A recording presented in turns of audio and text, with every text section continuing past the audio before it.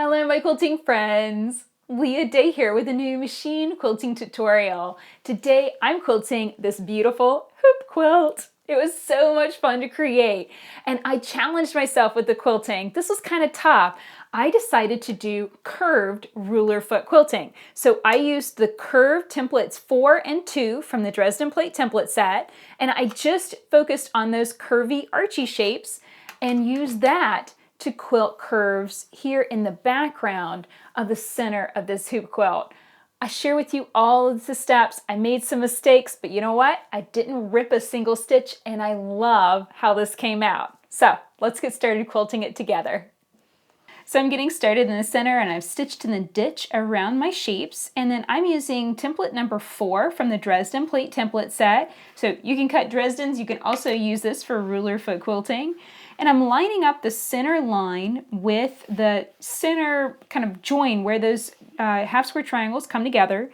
So I'm lining that up in the center, and then I'm lining up a mark from the ruler right along the edge of that ditch. So I'm lining up those two things as forming my arch shape nice and even.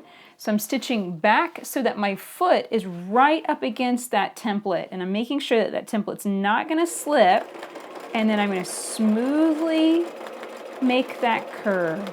So a couple different things that my hands are doing all at once. I'm pressing firmly down here on this hand. You can see how I'm pushing with this hand really firmly down. That kept it in position.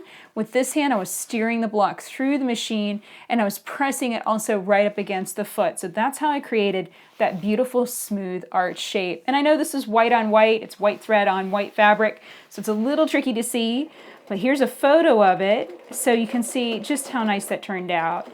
So now I'm doing a little bit of travel stitching here just to get all the way around that area. And I want to stitch until the edge of my foot basically is lined up with the edge of that quilting. Again, I'm going to bring my ruler in, and this time I'm lining up the edge of the stitching I've just done, and I'm making sure that that center line is lined up right through the middle. So both of those things are lined up this time.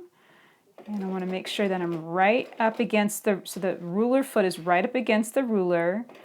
And then now I'll make that nice smooth pass. And it is much easier when I can face, oops, I just veered away from the ruler. I wasn't paying attention. And I just kind of stitched a little bit off and aimed for that ditch. And that's okay. So this sometimes happens, and I'm kind of glad that that happened so you can see it. You know, if you're not paying attention, it's really easy to just stitch off in any old direction because this is free motion quilting. So you are free to move in any direction and make any shape that you want. You know, I could be quilting stippling right now, and that's okay, but you just need to stay focused on the ruler and how you're pressing up against it. So I just a little bit of travel stitching to do right there. So I finished that up, and then now I'm going to stitch back, and I'm going to get back on track with my ruler quilting. So please understand, I make mistakes too. Not going to stop and rip it out. I'm just going to get back on track here and stitch 2 more echoes. This time, nice smooth pass all the way around. Travel stitch up right in the ditch. Line that back up again and do that last little arch shape. Nice and smooth. So even though it's not perfectly even through this area, that's okay. I'm not going to go and rip it out. I'm not going to obsess about it. I'm just going to go on ahead and travel stitch down into the next area. And I've already begun this. I kind of had a little baseline. So for this space, what I did was I grabbed template number 2, and I'm using this curve. And so how I line this up basically was lining up this outer line, this line right here. It's basically 2 lines from the edge. I line that up more or less parallel with the edge of the circle. And that started that first arch shape. And then now each arch shape afterwards, I've tried to more or less echo that. And it's not going to be perfect, you know? These arch shapes are cut for Dresden plates. And so really it's a random arch shape that we're making here. So I've travel stitched over so that the edge of my ruler foot is lined up with the edge of that line of stitching. And so now I can just play with positioning this ruler, whether I want to go kind of overshoot that curve just a bit, and then that will end up with that line basically right on the edge, or I could go like this, you know, so you can kind of like shift this around and play with it and decide what you like. I kind of like that look. That looks good to me. I might end up hitting that ditch, so the ditch of this triangle, so I need to watch out for that. I don't necessarily want to stitch over that triangle, so I'm going to watch out for that as I made that nice smooth curve. Okay, so now it's edge stitching. I'm stitching right along the edge of that circle, getting up so that my foot is right on the edge of that stitching I just did. And this time, this is going to be a little tricky, I'll be honest. I'm going to be stitching up to the triangle. Then I'm going to have to stop and stitch in the ditch, and I don't want to shift my ruler, so I'm going to do some careful stitching in the ditch here, right around it, until the edge of my foot, this is really just a visual thing, until the edge of that foot right here is lined up right with the edge of that previous stitching. Okay, let's see if I can get my ruler. Actually, I think I need to do just a wee bit more travel stitching because I'm not on track yet to line up with this other stitching. Alrighty, this is looking kind of good. I mean, it might be a little bit off. Let's see, I'm gonna back it up just a bit. That's the thing about travel stitching. You can always travel stitch multiple times over one area so long as you're using a nice thin thread. That's just fine. It's not breaking the rules. It's not illegal. It's a-okay. Alright, so I travel stitched up. Now I'm gonna line up my ruler again, this time with that line of stitching. So some of this is going to be a little fiddly around these triangles, as you can tell. I mean, this is just a little on the tedious side, but there I just finished it, and look at that. Isn't that pretty? I think that's gorgeous. I think that's totally worth it. It's worth a little bit of fiddling to get that really nice smooth curved effect. And now that I'm out of that area, everything's going to speed up that much more. So now I'm just worrying about this little area here. So I'm going to line up my ruler. What I'm doing is lining up the edge of that ruler with the edge of that stitching, and then I'm using this line here to line up with the edge of the circle. I think I'm going to give one more stitch in the ditch here. This is kind of a feeling thing. You just kind of, if it feels right, go on ahead and stitch it, if that makes sense. So now I'll stitch up right along that outer edge and line up again and stitch back. So this is just going to be a back and forth thing. When I'm travel stitching, notice how I pull the ruler away a little bit, just so that way it's not up right up against the foot, which could potentially stop me from being able to stitch smoothly in the ditch or outline quilt this applique. So here I'm just kind of nudging that away out of my hand a little bit as I focus on stitching right along that edge. And then as soon as I can use it again, I grab it and use it as that guide. So it's kind of a, slide it, it's kind of constantly sliding it in my hand, out of my hand, shifting it around as I'm also shifting around the quilt as well.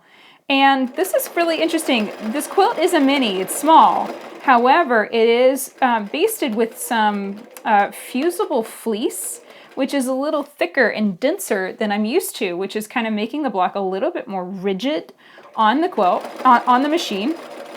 And I had to spend a little bit of time getting used to that.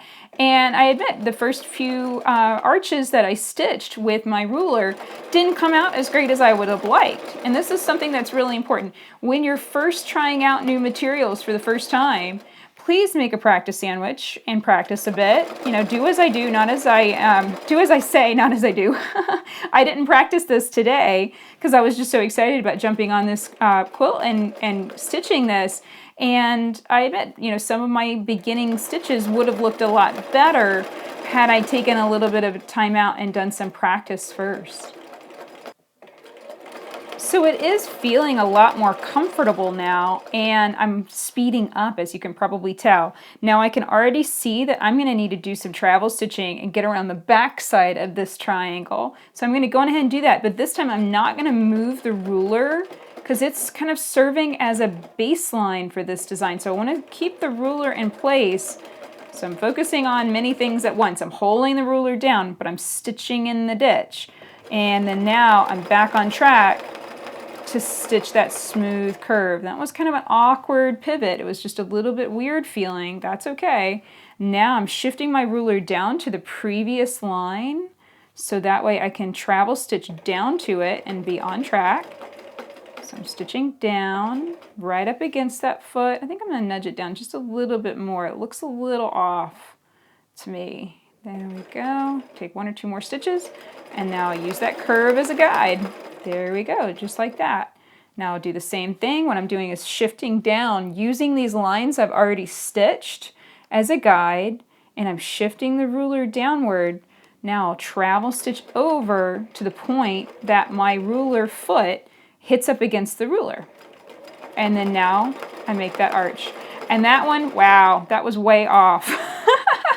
So this is definitely a situation where somebody might be like, okay, ripping that out.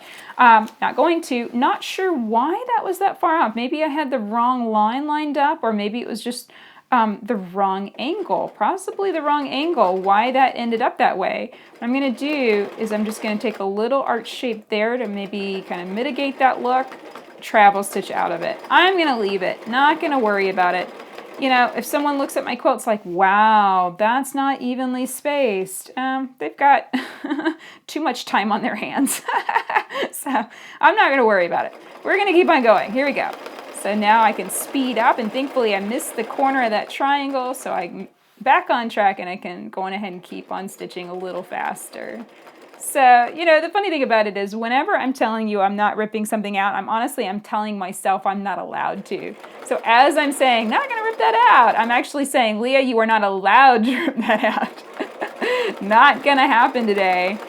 We got to keep on moving, and I really want to enjoy my hoop quilt. Now I had a little bit of a nudge over right there. It kind of shifted in my hand as I was making that movement. So in the next one, I'm going to kind of be paying attention to that curve, but then kind of just getting back on track with a nice smooth curve. There we go. Again, not ripping it out. So that's it for this video. I really hope that you enjoyed seeing how I quilted this and how I learned as I went. It wasn't perfect, but I never stopped and ripped out any of the stitches. And I think that's really important to share with you, because there are many times in the past that I would have stopped and ripped stitches and gotten really tense and frustrated with it, and it would have ended up being a bad project and a bad memory. Because I kept going and just kind of said, you know, I'm not stitching them my best today, but that's okay. And I'm learning something new, and that's okay. It was a challenge. But all of it turned out great. And now when I look at this, I love it. I love how cheerful and bright it is. And even the inconsistent stitches, it's like they're telling me that it's okay. It's okay to not be perfect all the time. And more than anything else, it's even better to learn something new. So I hope that you take that away from this video. I had such a good time making this, and you can learn how to make your own hoop quilt from Anne Marie Chaney. She has a awesome quilt pattern, and it's called Hoop Quilts, so you can find it at genxquilters.com. Now, I had a wonderful interview with Anne Marie, and you can find it episode 29 of the Hello My Quilting Friends podcast. So I'll make sure to link that up below this video. I really want you to learn more about hoop quilts and make some for yourself. I know this will not be the only one I'm making. I have to make some more. Now, if you enjoyed the video, please like it and share it with your friends, and subscribe to our channel on YouTube, because we come out with multiple videos every week. It's something I really enjoy. I love sharing new cool quilts and fun machine quilting tutorials. Now, we also have a quilt shop at leahday.com where you can find books, tools, workshops, all kinds of supplies to help you with machine quilting. So like the gloves that I was wearing in the video, those can be really important, along with the Dresden plate template set. You can find that at leahday.com too. So come and check it out and help support us making more quilting videos each week. Until next time, let's go quilt.